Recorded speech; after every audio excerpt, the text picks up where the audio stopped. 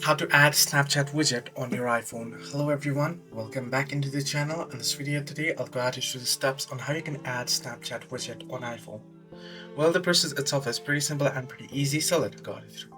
Now, in order to add Snapchat widget on iPhone, first things first, what you can do is, as you can see here, I have two widget added right on the home screen. So what you can do is you can simply head over to your home screen that you wish to add the widget to, then tap and hold on the empty space on your home screen. Then you'll get this wiggling option. The apps are wiggling, as you can see. At the top left, you'll find the edit option. Tap on edit, and once you tap on edit, you'll find three different prompts there. You can either add widget, customize, or edit pages. Now to add widget, simply tap on add widget, and now you can find the Snapchat widget from here. You can also search for the widget directly, Snapchat. Now I don't have the app installed, so it is not showing up, but you should be able to find it and you'll be able to add it by tapping on it.